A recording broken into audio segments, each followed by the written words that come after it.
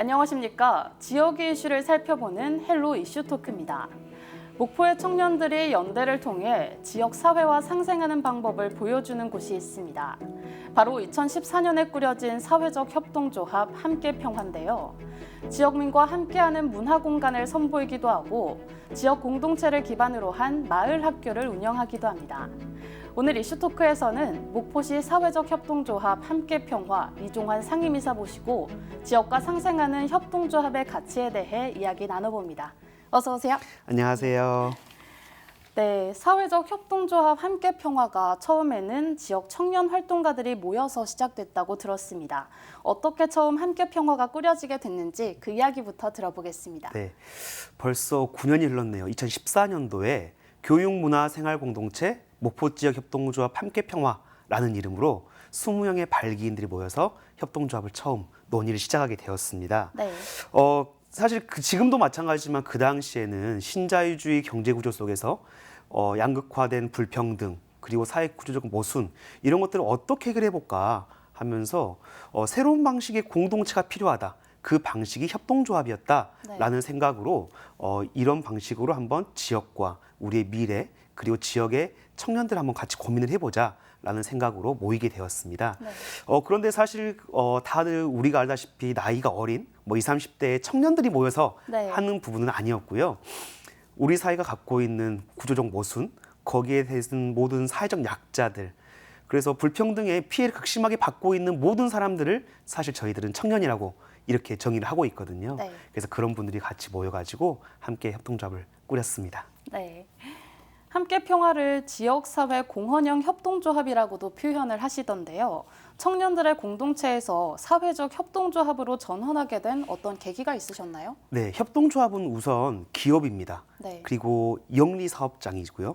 그래서 처음에 만들었을 때 무엇을 해서 어떻게 돈을 벌겠다. 그리고 그 이익금은 어떻게 배당을 해서 수익 분배를 하겠다라는 경영적인 계획을 철저하게 세우고 출발을 해야 이 협동조합이 잘 경영이 된다라고 볼 수가 있는데요. 네. 사실 저희 같은 경우는 좋은 사람들이 좋은 일을 하기 위해서 만든 그러한 단순한 공동체로 시작을 했었습니다. 그러다 보니까 재무제표라든가 경영 공정성이 크게 좋지는 않았죠. 네. 아무래도 수익 모델이 따로 없으니까요. 그래서 고민을 하다가 우리의 수익 모델은 후원과 기부금 이걸 조직을 해서 정말 좋은 사람들이 좋은 일에 쓰게끔 돈을 주어주면 후원금을 내어주면 그 돈만큼 우리가 일을 만들어보자라는 생각으로 경영의 방식이라든가 방법들을 좀 바꿨습니다. 그래서 영리단체인 일반협동조합에서 사회적 협동조합으로 조직 변경을 인가했습니다. 네. 네, 그러고 보니까 사회적 협동조합 함께평화에서 진행하는 일들을 보면 정말 다채롭습니다. 네. 함께평화는 이런 곳입니다 하고 시청자분들께 소개를 해주신다면 어떻게 소개할 수 있을까요? 정말 함께평화가 이런 곳이다라고 얘기하는 게 제 꿈이고 소망입니다. 네. 왜 그러냐면 사실 협동조합이라는 것은 어떤 리더가 우리 회사는 이런 회사야 라고 선포를 하면서 많은 사람이 이렇게 따라주세요 라고 설득하는 부분이 아니라 실제로 저희가 한 9년, 10년간 350여 명의 조합원들과 후원인들이 있었거든요. 그 분들이 잘 먹고 잘 살기 위해서는 이게 필요해. 또 이렇게 했으면 좋겠어. 라는 하나하나의 이야기를 다 모아서 요즘 수기 민주주의라고 하잖아요. 그런 것들을 다 들으면서 종합을 하고 또 올해는 이 사업, 그럼 내년에는 이 사업 이렇게 왔다 갔다 하다 보니까 구체적으로 뭐라고 정의하기 굉장히 어려웠습니다. 근데 물론 지금 조금 생각해 보니까 우리 함께평화는 평화애향 특성화라고 이제 정관 목적을 지어놨는데 지역에서는 굉장히 많이 다양한 일들이 좀 있을 거예요. 그런데 지금까지의 목포의 상황을 보고 좀 미래 세대 이후의 목포는 어떤 모습일까 그것을 좀 준비하는 그런 협동조합이면 좋겠다라고 해서 청년에 대한 이슈를 좀 갖고 현재는 좀 사업을 좀 진행을 하고 있습니다. 그래서 지역을 이끌어간다는 표현이 좀 어색하겠지만 지역을 같이 만들 청년 활동가들을 만들고 연대하고 찾고 발굴하는 이러한 사업들을 좀 진행을 하고 있고요. 최근에는 목포 시민대학을 열고 마을의 시대 목포의 재발견이라는 주제로 다양한 교양 수업들을 마련하셨던데요. 시민대학을 통해서 어떤 내용들을 나누셨는지 궁금합니다. 네, 시민학교 같은 경우는 저희가 2015년도부터 지금까지 매해 꾸준히 진행해 왔던 저희 메인 교육 사업이라고 할 수 있습니다. 네. 사회 이슈 그리고 지금 현안 사업들 보게 되면 굉장히 굵직굵직한 주제들이 막 있고 사회 담론들이 막 등장하게 되더라고요. 네. 처음에는 2014-15년도에는 세월호 안전사회, 네. 그리고 최근 들어서는 뭐 코로나 이슈가 또 있었고요. 그리고 그 이후에 지역이라든가 로컬 뭐 이런 부분들이 좀 사회 이슈로 좀 떠올랐고요. 왜 이러한 것들이 지금 현재 사회에서 이슈가 되는 건지에 대한 공부 모임들을 조금 진행을 합니다. 네. 공부를 하면서 이러한 부분이 이런 것 같아. 이것을 시민들과 함께 더 깊숙하게 얘기를 해봤으면 좋겠어. 라고 강의 형태 또 강사 이렇게 섭외를 하고 이렇게 만들어서 기획을 해서 함께 평화에서 이렇게 매 준비를 하고 있는데요. 올해 같은 경우는 그 목포 역사 그리고 목포의 다문화와 교육 그리고 목포의 도시 형태와 목포 다움 목포 지역 공동체와 평생학습 네. 그리고 목포 지역 사회사업 이렇게 5가지의 섹션을 준비해서 평화양 목포 지역학 연구소 이건 사실 오늘 처음 공개한 내용인데요. 네. 지역학 연구소를 이제 준비를 하면서 네. 그러한 부분의 발제들과 그러한 부분의 내용들을 같이 함께 나누는 자리로 시민학교를 열었습니다. 네, 좋습니다. 그 방금 설명해주신 목포 시민대학은 2023 문화다방 사업의 하나라고 들었습니다. 문화다방에서 다양한 프로그램들이 진행됐던데 네. 이 부분 조금 더 소개해 주시죠. 네, 이번 그 2023년도 우리 사회적 협동조합 함께 평화에서는 목포 문화도시센터에서 공모한 문화다방 사업에 선정이 되었습니다. 네. 그래서 문화다방 사업으로 굉장히 많은 일들을 좀 했었는데요. 첫 번째가 지역의 문화 소외계층, 즉 공연을 하고 싶은데 공연할 공간도 없고 또 프로예술가로 불려지지 않으니까 네. 할 수 없었던 그러한 분들을 좀 모아서 깜짝 버스킹 무대를 좀 준비를 했었고요. 네. 그리고 또 그 아이를 키우는 또 격려단정의 여성들이 또 많은 것 같습니다. 그래서 아침 시간을 좀 활용해서 아이들이 학교에 가고 그 남는 시간을 활용해서 원데이 클래스, 공예 네. 수업들을 좀 진행을 했었고요.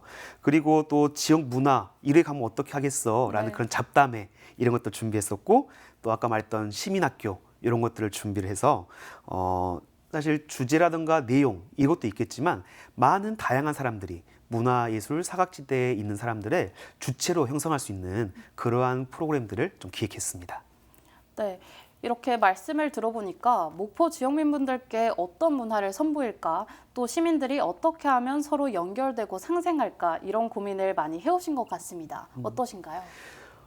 지역 문화 이렇게 되면 굉장히 좀 어렵습니다. 네. 그래서 문화예술을 하고 있는 당사자라든가 아니면 뭐 혹은 정치인 혹은 몇몇의 활동가들이 주로 이야기하는 거라고 생각했고요. 네. 지역에서 문화예술 활동들이 막 일어나지만 보통 대부분의 시민들은 다가서거나 찾거나 좀 참여하기가 어려운 부분도 사실 지역의 한계성으로 있었어요. 네. 이러한 부분들을 조금 더 넓히고 라는 생각에 네. 문화다방 사업이라든가 다양한 문화 기획들을 함께 하고 있습니다. 네, 좋습니다. 또 협동조합이 추구하는 가장 큰 가치는 공동체가 아닐까 싶습니다. 그래서 함께평화 역시 다양한 마을 공동체 사업을 진행해 오고 계신데요. 그중 하나가 마을 학교의 운영입니다. 이건 지역민들이 마을을 알려주는 선생님이 되는 그런 프로그램이라고 들었는데요. 어떤 이야기인지 자세히 들어보고 싶습니다. 네, 우리 사회가 사실 어려운 얘기인데요. 네, 많은 모순들이 있습니다. 특히 입시 경쟁, 그리고 진로나 직업, 이것이 사실 교육의 전부이고 대부분의 교육에 할애하는 거의 대부분일 겁니다. 네, 하지만 이렇게 하다 보니까 자꾸 가진 자는 더 갖게 되고 잃은 자는 계속 잃게 되는 그런 양극화, 불평등이 극단에 치닫고 있다고 저희는 좀 생각을 했습니다. 네. 그래서 이러한 시스템을 바꾸기 위해서는 교육이 우선돼야 된다. 하지만 학교에서 하는 제도 교육으로는 한계가 있다. 그러면 학교를 좀 벗어나서 마을이라든가 가정이라든가 이런 지역 공동체가 함께 할 수 있는 교육이 무엇일까? 이것에 대한 고민을 좀 했었고요. 네. 그러면서 마을 교육 공동체를 형성을 해보자. 이 부분들은 선생님이 학생을 가르치는 이 수준의 교육이 아니라 학부모 그리고 마을 주민, 전문가 그리고 교육 활동가들 같이 모여가지고 교육의 주체가 되는 겁니다. 그리고 교육청이라든가 지자체, 민관이 같이 거버넌스를 해서 네. 그런 공동체를 만들다면 앞으로 이후에 우리 아이들이 책에서만 배우는 게 아니라 살아있는 현장에서 공부할 수 있는 그러한 시스템, 또 그러한 환경을 조성하기 위해서 마을 학교라는 사업을 진행하고 있고요. 네, 좋습니다. 또 이렇게 마을학교가 지역민들이 직접 참여하는 사업이다 보니까 아무래도 지역 어린이나 청소년들이 우리 지역에 대해 깊이 있게 이해하는 계기가 될 수 있을 것 같은데요. 그렇다면 수업 현장 분위기는 어떤지, 또 보통 어떤 주제로 마을학교가 진행되는지 궁금합니다. 저희 마을 학교는 목포 여자 중학교 친구들이 방과 후에 네. 일주일에 한 번 매주 수요일마다 옵니다. 네. 와서 그냥 편하게 쉬기도 하고요. 책도 보기도 하고 그냥 아이들 쉼터처럼 꾸며놓고 문화공간 오지를 이용하고 있는데요. 네. 거기에서 올해 같은 경우는 특별한 프로그램들을 좀 진행을 했었습니다. 네. 민주시민교육이라고 뭐 들어보셨죠? 네. 그래서 목포 지역에서 올 한 해 세월호 구직이 기념식을 또 기억하기 위한 문화제를 했었고요. 네. 또 5.18 43주기 문화제, 네. 60항쟁 36주년 기념행사, 그리고 8.15 통일열차 네. 이런 사업들이 지역 시민사회단체 주관으로 매해 진행되고 있습니다. 네. 이러한 사업들에 학생들이 직접 참여를 해보고 그 사업들을 왜 진행하는지 또 지역과 어떤 연관이 있는지 또 그 사업을 만드는 사람들은 어떤 사람들인지를 인터뷰하고 찾아가면서 앞으로 나는 이것을 이렇게 봐야겠다 라는 생각을 가질 수 있게끔 하는 그런 네. 계기 수업들을 같이 진행했습니다. 네. 그래서 현장 속에서 배우는 참교육이라고 네. 자부하면서 네. 그렇게 수업을 하고 있습니다. 네. 그리고 문화공간 오즈를 통해서 다양한 시도들을 해오고 있는데요. 문화공간 오즈는 지난 2020년부터 플라스틱이나 일회용품을 사용하지 않는다고 들었습니다. 네. 플라스틱 프리 카페로 운영 중이시라고요? 네, 그렇습니다. 사실 사회적 협동조합 함께 평화 이러면 아무래도 사회적 협동조합이기 때문에 사회적 가치를 실현해야 된다라고 네. 생각을 하고 있습니다. 특히 우리 지역에서 지속가능협의회 혹은 또 사단법인 상생나무, 목포 환경운동 연합 이런 그 환경 관련된 시민사회단체와 협의체를 구성을 했습니다. 네. 그래서 가급적 일회용품을 사용하지 않으면 어떨까? 그래서 빨대 대신에 플라스틱 빨대 대신에 유리 빨대를 좀 사용을 하고 네. 그리고 테이크아웃 자원 대신에 텀블러를 사용하면서 텀블러를 대여해주는 이런 시스템을 한번 운영을 해보고 있는데요. 물론 쉽지는 않습니다. 뭐 단가도 높고요. 네. 또 시민들 참여 반응도 굳이 불편하게 이렇게 하는 이유가 있어요? 라고 물어보지만 네. 조금은 어렵더라도 이러한 분위기들을 확산하고 특히 현재 ESG라든가 또 환경과 기후위기, 탄소 중립 네. 같은 목적을 실현하기 위해 작은 실천을 하고 있다고 보시면 될 것 같습니다. 사회적 가치를 실현하는 데 중점을 두고 사업을 진행하고 계신데 이것과 연관돼서 요즘 그야말로 기후 위기와 탄소 중립이 단연 화두입니다. 일회용품을 사용을 줄여간다거나 제로 웨이스트 샵에 대한 공감들도 많이 얻어지고 있는데 이 부분에 대한 시민들의 반응은 어떻습니까? 네, 처음에는 많이 신기하십니다. 그래서 화장실에 가도 냅킨이 없고요. 네. 소창 손수건이 있습니다. 우리 소창 손수건이라고 하면 기저귀천 같은 건데요. 그걸로 이제 손을 핸드타월 대신에 사용하고 있고요. 그래서 테이크아웃 잔을 주면 편하고 또 이 냅킨을 쓰면 그냥 버리면 되겠지만 그걸 다 설거지해야 되고 또 빨래도 직접 손으로 다 해야 네. 되는 부분이 있습니다. 저희 활동가들 굉장히 겨울에 손시렵고 고생이 네. 많지만 이거 하나하나가 사람들에게 보여지고 그것이 과정들이 감동으로 전달이 되면서 조금 의식이 좀 바뀐 것 같습니다. 네. 2장 쓸 거 1장만 쓴다던가 그리고 꼭 굳이 안 써도 되는 것은 좀 줄여 사용한다던가 이런 것들이 지금은 저희 협동조합 문화공간 오즈밖에 지금 현재 근처에는 안 보인 것 같지만 네. 조금 더 소문이 나고 많은 기업들이라던가 많은 단체들이 참여를 해준다면 네. 금방 인식도 개선되고 전환될 것 같습니다. 네, 맞습니다. 또 앞서 말씀해주신 플라스틱 프리카페 운영뿐만 아니라 문화공간 오즈를 통해서 지역 청년 활동가들의 모임을 활성화한다거나 전에 설명해주신 마을 교사들의 모임 장소로도 사용된다고 들었습니다. 네. 처음 함께 평화를 만들었을 때 제가 20대 막 네. 대학을 졸업한 그런 상황이었거든요. 그때 우리 지역에는 6개의 지역 대학교가 있더라고요. 네. 그래서 상대적으로 청년 인구가 굉장히 많았습니다. 네. 그러면 이 대학생들과 함께 할 수 있는 사업이 무엇이 있을까라고 해서 청춘 하와유 토크 콘서트를 열었습니다. 네. 굉장히 많은 고민들, 진로라든가 취업, 그리고 M4 세대, 굉장히 많은 청년 담화에 대한 이슈들이 있었는데요. 네. 그러한 것들을 토크 콘서트 형식으로 동아리 모임을 좀 만들어 봤고요. 그게 조금 잘 되니까 목포 지역 대학 총동아리 연합 축제, 청춘하와유 페스티벌 이것을 기획을 해서 한 2, 3년간 계속 진행을 했었습니다. 네.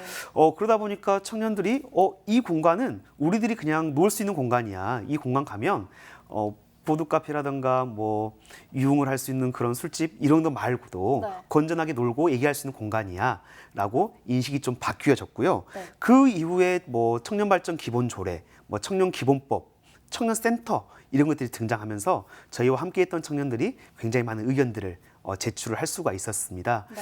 그 이후로 뭐 청년 창업이라든가 청년들이 목포 지역에 정주할 수 있도록 하는 뭐 다양한 지원 사업들이 펼쳐지게 됐는데요.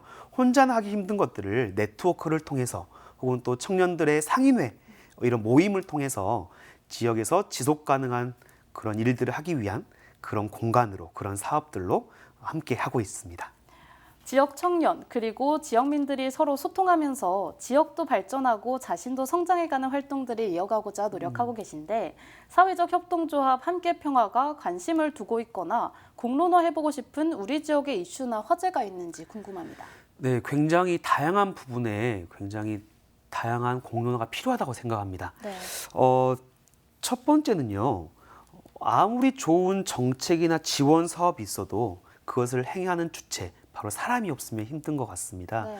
그런데 아직도 지역에서 무언가 의미 있는 활동, 그래서 활동가라고 불리는 사람들이 계속해서 먹고 살고 함께 즐기며 살 수 있는 그런 공동체와 기반이 마련돼야 하지만 그런 부분들이 굉장히 약하죠. 네. 그래서 돈을 벌기 위해서 떠난다던가 혹은 또 같이 고민하는 사람들이 많은 수도권이라던가 이런 데로 옮겨가기도 하는 것이 사실인 것 같습니다. 네. 그래서 지금 당장이 아니라 5년, 10년을 위해서 그 이후를 바라보면서 지역 활동가, 지역을 고민하면서 사는 사람들이 그 고민을 정당한 대가나 정당한 재미로 느낄 수 있게끔 하는 그런 구조 마련이 필요할 것 같고요. 지역이 어떤 거다. 그래서 어떤 정책, 어떤 지원이 있어가 아니라 우리 네. 지역은 이런 거야 라고 할 수 있는 브랜딩, 요거 작업도 중요할 것 같습니다. 뭐 다양한 이유들이 있겠지만 지역을 떠나시는 분들이 많다 보니 사람이 어떤 아이디어보다 사람이 필요하다는 것에 굉장히 공감이 많이 갑니다. 그래서 주체적인 태도를 가지고 활동을 이어나갔으면 하는 바람이 있고요.